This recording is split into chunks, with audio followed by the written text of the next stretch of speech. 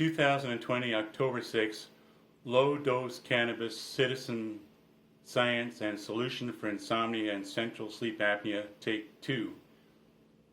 Here's the Wellue ring pulse oximeter as opposed to the Health Canada approved fingertip pulse oximeter.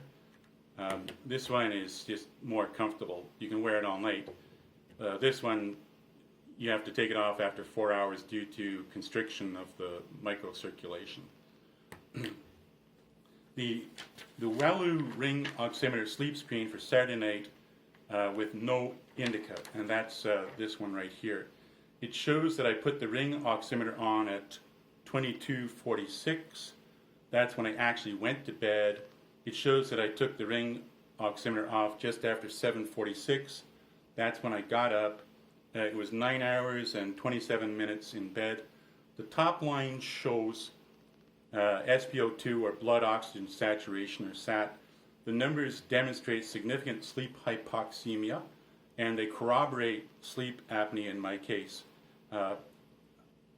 I've been diagnosed with sleep apnea in a proper sleep laboratory with physicians and so forth, and also sleep hypoxemia. And I do have more data. The middle line shows my heart rate hovering around 49 beats per minute. The numbers are very good in my case. In fact, what concerns me, or what would worry me, is a spiking heart rate, and that is absent. My physicians did extensive testing, and they were not concerned about my heart. The bottom line shows motion. The fact is that I experienced terrible sleep insomnia Saturday night. I generally agree with the Huawei sleep screen, which we'll come to, that I only slept 4 or 5 hours out of 9 hours 27 minutes on Saturday night. That's very inefficient. The Wellue ring oximeter sleep screen for Sunday night, and that's with low dose indica, it shows that I put the ring oximeter on around 21:41. That's when I actually went to bed. It shows that I took the ring off just after 5:51. I got up just after 5:51, and it shows 8 hours and 38 minutes in bed. The top line shows SpO2 or blood oxygen saturation. The numbers are very good in my case. There's much less sleep hypoxemia and sleep apnea. The middle line shows my heart rate hovering around 48. The numbers are very good in my case. The bottom line shows motion. Where there is little motion, it suggests I was in deep sleep. However, a home sleep EEG, electroencephalogram like ZMAX, is required to research this. You want to do this at home because it's your natural environment and you can do it time series. You don't want to pay like $1,500 for a sleep lab. They only put you in there for 6 or 7 hours and they drug you. Plus you got like all these dozens of wires coming attached to your body. It wrecks your sleep, so it's not a valid study, right? Anyways, on Sunday night with the low dose indica, I also experienced good sleep. The Huawei sleep screen for Saturday night, again, this is no indica.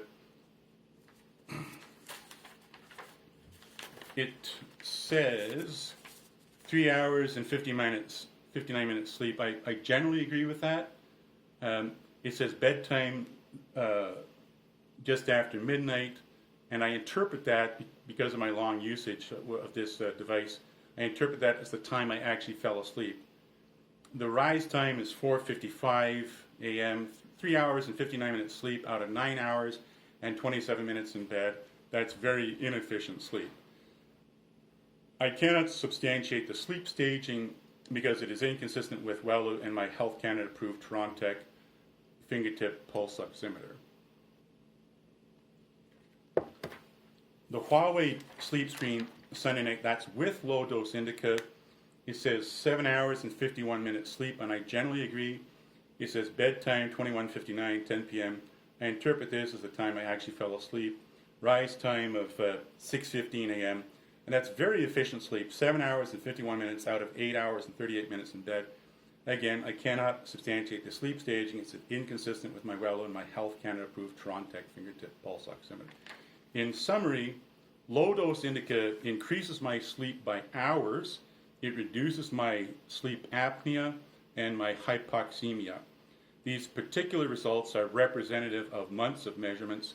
When it is not effective, I stop taking it to clear it from my system, and then I start again.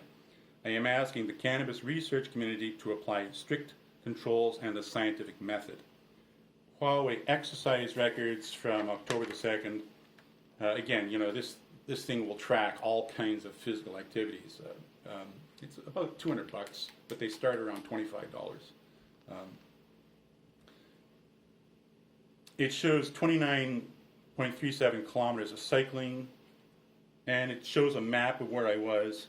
And I have checked this by other methods, and I agree with that. It says I burned 598 calories. Happy about that. And that was in the Edmonton River Valley system. And it shows elsewhere that I hit 152 beats per minute for my heart. That's good for me. The elevation was 306 meters during that cycle ride. It's the elevation that is your aerobic exercise, right? That's the good stuff. Now, what I've done here is citizen science. That's the claim I'm making, because science is a process of communication whereby in the limits of the process, a closed system or the equivalent to a closed system is defined in terms of absolutes. And then you got to define the set of absolutes, the class of absolutes, right? Here my sleep system is described in terms of oxygen, and oxygen is an absolute for these purposes. This is the stuff of Nobel Prizes, not for somebody like me, but for working scientists. I am asking the global cannabis research community, scientists and citizen scientists, to apply the controls set forth in the scientific method to generalize or particularize, prove or disprove my results, as the Huawei sleep algorithm is not transparent. I did not have full access to the device's specifications. Huawei purports to use a 6-axis accelerometer, but Wellue probably uses a 3-axis accelerometer. The timelines, time series, and sampling rates and so forth are limited. Plants similar to cannabis were discovered in Lake Bracciano, Bracciano, Italy, dating thousands of years ago, almost 7,000 years, 8,000 years. And I quote from Discover magazine, "Their settlement survived for at least 4 centuries before it was abandoned suddenly and mysteriously in or about 5230 before Christ, or before the Common Era, if you don't like Christ, right? Nothing like this has been found in the Mediterranean before," Fugasella says. "I believe it was a real colony. They arrived here by boat with animals that were already domesticated and with a large collection of plants, and they found here an ideal place." I mean, it was a long, long time ago I read this, and it's my recollection that it referred one of those plants as being related to cannabis. So, from my earlier video and from Dr. Walker, Why We Sleep, he's summing up 14 or 17,000 sleep studies. The question is, how is it that 14,000 sleep studies missed low-dose cannabis, dramatically reducing sleep apnea, sleep hypoxemia, and insomnia? And that's the sleepy strain of cannabis, please, indica. Possibly the chatbot bias problem applies to scientists in the process of digesting a massive scientific corpus to get their PhD, right? They digest biases in that corpus. Dumb questions and citizen science can help. Complexity, a very short introduction by Dr. John H. Holland. He says, in the process of writing this book, it substantially increased my own comprehension. I don't know if you can see that or not. Citizen science. I wish to congratulate the scientific community at the University of Alberta for winning a Nobel Prize in Medicine and Physiology. The University of Alberta is a University of Einstein's.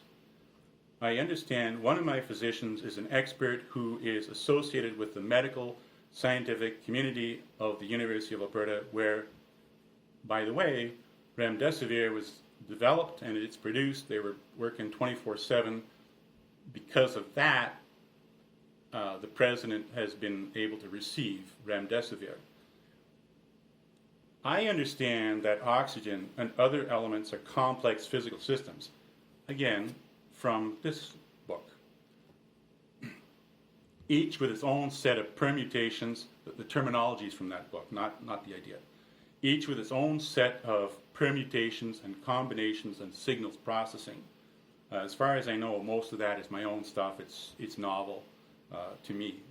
But maybe somebody else is thinking the same thoughts elsewhere. How would I know? Atoms may be elemental quantum computers. Now, I see that some quantum physicists have tickled this issue, but I don't think they quite expressed that in those terms. Atoms may be elemental quantum computers. So this is an issue for debate or research by engineering physics, so I refer it to them. I've already checked, and I understand that this question is in the scope of engineering physics. Regular computers are based on on-off switching. On, off, on, off, on, off, on. Just like the light switch. Quantum computing is like a dimmer switch. That was my own idea, but I got it confirmed or verified by somebody who knows a lot more than I do. So the dimmer switch is on, off, and everything in between. So what does a trackball represent? Well, it's a superset, it's spherical, and it's suggestive of the architecture of atoms, at least to me. Remember the benzene ring dream, right? Kuhn, The Nature of Scientific Revolutions. I mean, like, intuition plays a role, right? Scientific method is method. It's method is method. It's not intuition. It's not ideas generation, right? Atoms is from Greek, and it means indivisible, so atoms may be classified as absolute. That would be Attic Greek. A means no or not, and then tomos, I guess, means divisible, so not divisible. So for my purposes and my definition, I would say atoms fit in the class of absolutes. Now, Einstein, according to Wikipedia, wrote in the Born-Einstein letters in a 1926 letter to Max Born, God does not play dice with the universe, or there's some other versions. I, at any rate, am convinced that he, God, does not throw dice. Bransazio, in The Nature of Physics, for liberal arts students, says that, yeah, God throws dice and the dice are loaded. I haven't read that for about 40 years now, 35 years, so I'm not sure if I got the reference right. According to D-Wave quantum computing website, Feynman said, I'm not happy with all the analyses that go with just the classical theory because nature isn't classical, damn it, and if you want to make a simulation of nature, that's what Dr. Rami Iamaro did, right? If you want to make a simulation of nature, you'd better make it quantum mechanical, and by golly, it's a wonderful problem because it doesn't have an easy answer. Oh, because it doesn't look so easy, sorry. It's not a Turing machine, okay? Get that? It's not a Turing machine, but a machine of a different kind. Richard Feynman, 1981. Yeah, I'm a great fan of the D-Wave people and Dr. Emil Hoskinson from Edmonton, who's one of their theoretical physicists, and you can follow them. They're up to 250 applications now, and they're just going gangbusters. Millions more applications to come, by the way, so I mean, if you want to do a startup, look into their platforms. Jim Simons, you may know him from YouTube. He's the mathematician that did some theoretical mathematics, which was very, very helpful for quantum physics. As it turned out, he didn't expect that. He then turned his attention to Wall Street, and he kind of conquered Wall Street. He used artificial intelligence for a couple of decades, and he acquired about $20 billion. Then he kind of lost interest in that, and he's now asking on YouTube, and I'm not quoting him exactly, okay? He's asking how we got from geology to biology, how hard it was, and whether it is happening outside of our world. Aliens, right? Feynman tickled the issue, and I propose that ladies in engineering physics tackle these problems to honor Mileva Einstein. I understand she was badly treated and she didn't get recognition, so I think that would just be divine justice if some ladies in engineering physics solve this problem. The other benefit is they might collaborate with Mother Nature. She's also known as Dr. Rami Iamero, and she did something that hasn't been done since Genesis. Thank you very much.